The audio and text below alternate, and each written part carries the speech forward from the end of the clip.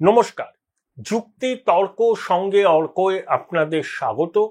আপনাদের সঙ্গে আমি অর্কপ্রভ সরকার।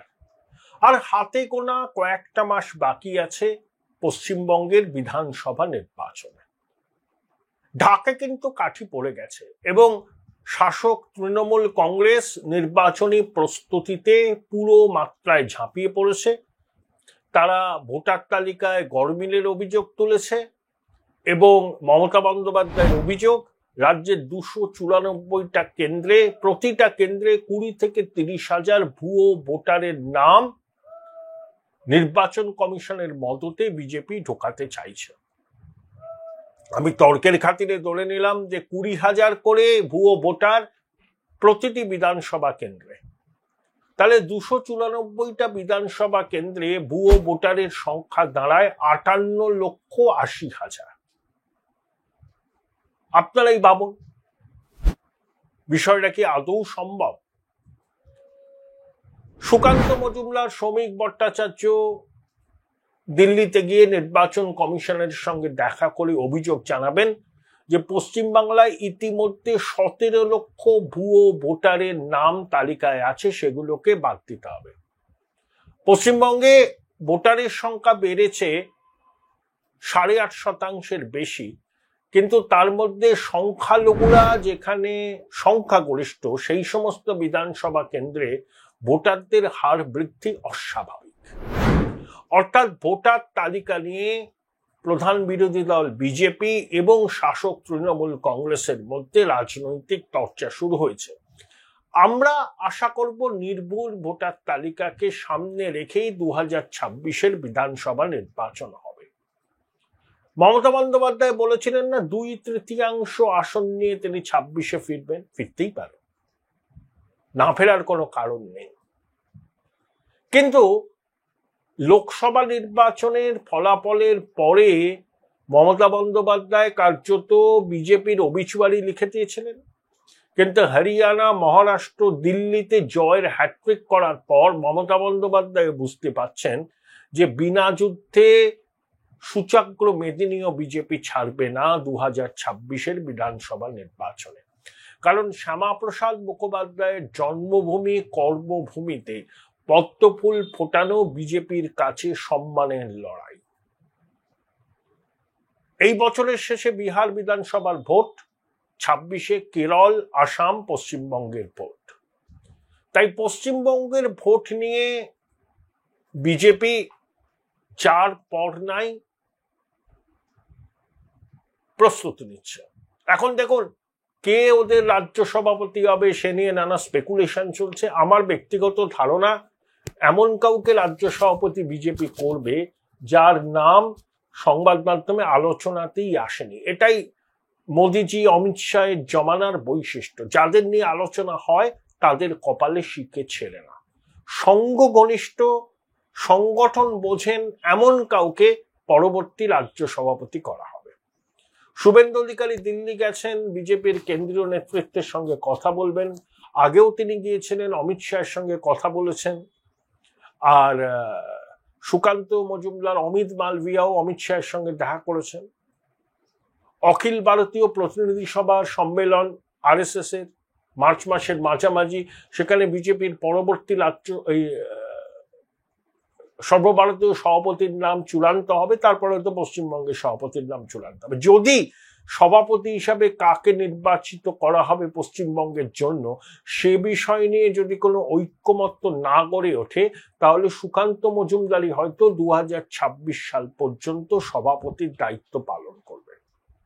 আর এমন কাউকে সভাপতি করা হবে না যার রাজনৈতিক ওজন শুভেন্দু অধিকারীর থেকে বেশি। এই হচ্ছে পরিস্থিতি। এখন পশ্চিমবঙ্গের রাজনৈতিক দলগুলো বিধানসভা নির্বাচনের 1-1.5 বছর আগে কি অবস্থানে রয়েছে দেখুন। লোকসভা নির্বাচনে তৃণমূল কংগ্রেস পেয়েছিল 46% ভোট এবং 29টি আসন। বিজেপি পেয়েছিল 39% ভোট, 12টি আসন। Mood of the nation India Today সমীক্ষা বলছে তৃণমূল কংগ্রেসের প্রাপ্ত ভোট এখনো পর্যন্ত একই থাকবে 46, আর বিজেপির ভোট 1% বেড়ে হবে 40।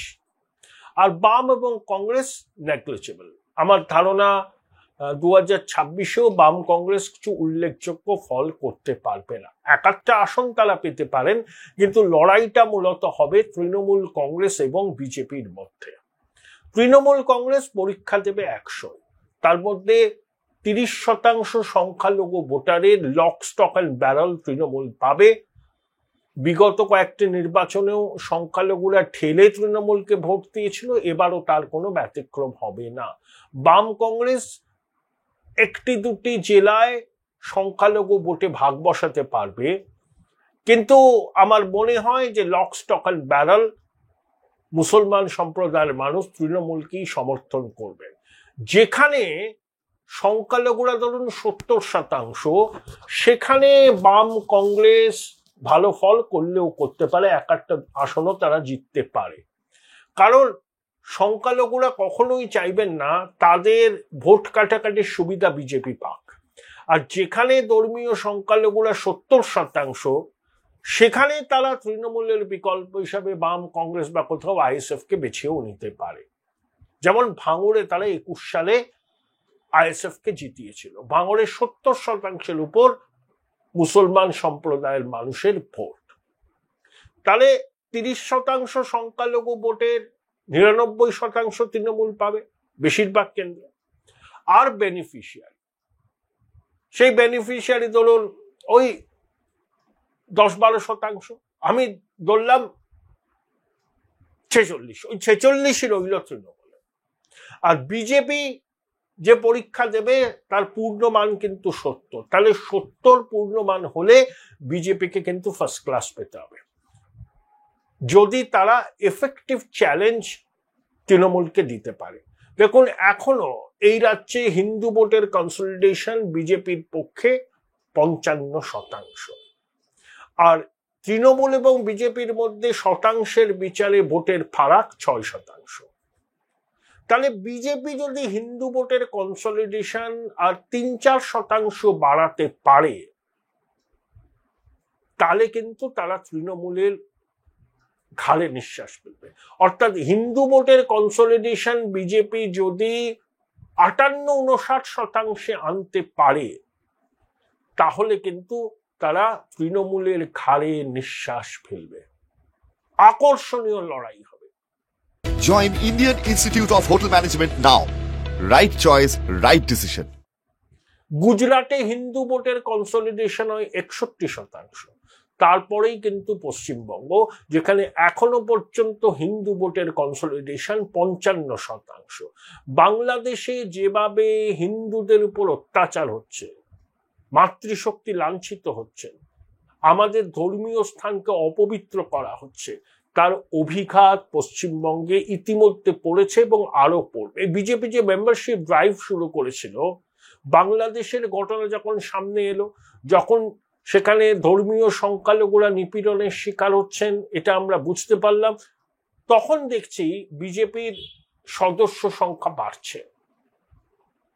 অর্থাৎ বহু মানুষ তো বাংলাদেশ ছেড়ে এসেছিলেন উদ্বাস্তু হয়ে, সবকিছু ছেড়ে এক বস্ত্রে তারা এসছেন। তারা জানেন বাংলাদেশে তাদের জীবন কি দুর্বিষহ হয়েছিল। তাই বাংলাদেশে সেটাই চলছে এখন। 71 সালে বাংলাদেশে হিন্দু পপুলেশন ছিল 23%, সেটা কমতে কমতে 8% দাঁড়িয়েছে, কার্যত এথনিক ক্লিনজিং। বিজেপি এই ন্যারেটিভটা কিন্তু প্রচার করছে যে হিন্দু খাতরে মে হ্যায়, নিজ ভূমে হিন্দু পরবাসী হবে। পশ্চিমবঙ্গ বাঙালি হিন্দুদের জন্য তৈরি হয়েছিল শ্যামাপ্রসাদ মুখোপাধ্যায়ের উদ্যোগে। পশ্চিমবঙ্গ আইনসভায় বামপন্থীরাও বাংলাদেশ ভাগের পক্ষে ভোট দিয়েছিলেন, রতনলাল ব্রাহ্মণ, জ্যোতিবাবু, সেগুলো আমরা জানি। তাহলে হিন্দু নিজ ভূমে পরবাসী, হিন্দু খাতরে মে হ্যায় পশ্চিমবঙ্গে। বাংলাদেশের ঘটনাকে সামনে রেখে বিজেপি প্রচারটা করছে, ন্যারেটিভটাকে আরো উচ্চক্রমে তারা নিয়ে যাবে নির্বাচনের আগে। তার কিন্তু একটা অভিঘাত পড়বেই এবং হিন্দু ভোটের আরো মেরুকরণ হওয়ার সম্ভাবনা। মমতা বন্দ্যোপাধ্যায় সেটা জানেন এবং সেই জন্য তিনি আবার হিন্দু ভোট পাওয়ার চেষ্টা করছেন। দেখুন, সরকারি উদ্যোগে জগন্নাথ মন্দির হচ্ছে। মন্দির, মসজিদ, গির্জা, গুরুদ্বার তৈরি করা সরকারের কাজ নয়।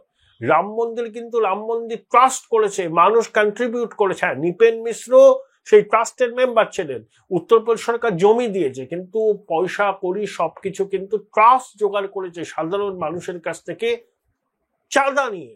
আমরা জগন্নাথ মন্দিরও সেভাবে করতে পারতাম, কিন্তু তা না করে সরকার নিজের উদ্যোগে করছেন। সোমনাথ মন্দির যখন নতুন ভাবে গড়ে তোলা হলো, পণ্ডিতজি কিন্তু সেই মন্দির উদ্বোধন করতে যাননি, রাষ্ট্রপতি রাজেন্দ্র প্রসাদ গিয়েছিলেন, তাই নিয়ে বিতর্ক হয়েছিল। আমরা যদি প্রকৃত ধর্মনিরপেক্ষ বলি নিজেদের, তাহলে ধর্মনিরপেক্ষ দেশের সরকার মন্দির তৈরি করতে পারে না, কিন্তু এখানে হচ্ছে, সাড়ম্বরে হচ্ছে, ওই হিন্দু সম্প্রদায়কে বার্তা দেওয়ার জন্য। অযোধ্যায় রাম মন্দির হয়েছে, এখানে জগন্নাথ মন্দির হচ্ছে। আমি নিজে জগন্নাথের ভক্ত।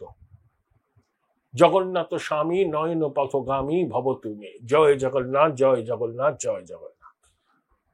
জগন্নাথ মন্দির হোক, ভক্তরা করুক না, সরকার কেন প্রত্যক্ষভাবে থাকবে? এটা মৌলিক প্রশ্ন। জানি না মানুষ এটাকে কিভাবে দেখবে, এটা আমার ব্যক্তিগত মত। অনেকে সহমত হতে পারে, নাও হতে পারে, কিন্তু এবারের লড়াইটা বিজেপির কাছে খুবই চ্যালেঞ্জিং। একমাত্র বিজেপি দারুণ ফলাফল করতে পারে, চমকে দেওয়া ফলাফল, যদি আরো ৩-৪% হিন্দু ভোট তারা তাদের ঝুলিতে টানতে পারে। যদি না পারে, তবে 2021-এর ফলাফলের পুনরাবৃত্তি হবে। আর যদি তারা পারে, তাহলে আকর্ষণীয় লড়াই আমরা দেখব, ফটো ফিনিশ হওয়ার সম্ভাবনা আছে। দেখুন, বাম কংগ্রেস কিছু কিছু পকেটে তারা ভালো ফল করতে পারে, বিশেষ করে কংগ্রেস মালদা মুর্শিদাবাদে চেষ্টা করবে, কিন্তু বামপন্থীদের কাছে পশ্চিমবঙ্গের কোনো আসনই কিন্তু এখন আর নিরাপদ নয়। পশ্চিমবঙ্গের মানুষ না শার্পলি ডিভাইডেড হয়ে গেছে। আপনি একে প্রতিদ্বন্দ্বিতামূলক সাম্প্রদায়িকতা বলতে পারেন, এটা বাস্তব। এটা বাস্তব। হিন্দু ভোটের মেরুকরণ বিজেপির দিকে হবে, মুসলমান ভোটের মেরুকরণ তৃণমূলের দিকে হবে। তাহলে বামপন্থীদের জন্য কি পড়ে থাকবে? আর বামপন্থীরা সাংগঠনিকভাবে খুব দুর্বল। তাদের স্টেট কমিটির মিটিং এর পর প্রকাশ্য সমাবেশে প্রচুর লোক হয়েছে, এরকম লোক, ওরা ব্রিগেড করলেও কয়েক লক্ষ লোক আসবে, কিন্তু এলাকায়, পাড়ায় বামপন্থীরা মিছিল করতে পারছেন না। শহরে তারা বিভিন্ন জায়গা থেকে এসে মাঠ ভর্তি করছেন, বামপন্থী নেতারা শ্লাঘাবোধ করছেন, দেখো কত লোক, কিন্তু পাড়ায়, মহল্লায়, গ্রামে তোমার দেখা নাই রে, তোমার দেখা নাই। অনেকেই সমাজ মাধ্যমে বিরাট বড় বিপ্লবী, একবারে লাল ফৌজ, কিন্তু বাস্তবে তারা ফেরারি ফৌজ। তাই বামপন্থীদের বিষয়ে আমি খুব একটা আশাবাদী নই, কিন্তু আমি এটা বিশ্বাস করি পশ্চিমবঙ্গ বিধানসভায় বাম প্রতিনিধিত্ব থাকা জরুরি। বাম শূন্য পশ্চিমবঙ্গ বিধানসভা ভালো লক্ষণ নয়, কিন্তু বামেরা শূন্যের দশা কাটাতে পারবেন কি? কোটি টাকার প্রশ্ন। এই মুহূর্তে আমি তাদের ফলাফল যে খুব ইতিবাচক হবে বলে মনে করছি না। তারা তাদের ভোটের রক্তক্ষরণ বন্ধ করতে পারবেন কিনা সেটাই সব থেকে বড় চ্যালেঞ্জ। কমতে কমতে তারা এমন জায়গায় এসে দাঁড়িয়েছেন, আগামী দিনে অস্তিত্ব বিলোপ হয়ে যাওয়ার সম্ভাবনা আছে। তাই 2026-এর নির্বাচনের 1.5 বছর আগে পরিস্থিতি হলো এই, লড়াই মূলত তৃণমূল এবং বিজেপির মধ্যে। এখনো অ্যাডভান্টেজ তৃণমূল। এই প্রবণতা জারি থাকলে 2021-এর ফলাফলের পুনরাবৃত্তি হবে, কিন্তু হিন্দু ভোটের 3-4% বিজেপি নিজেদের দিকে টানতে পারলে আকর্ষণীয় লড়াই হবে, ফটো ফিনিশও হতে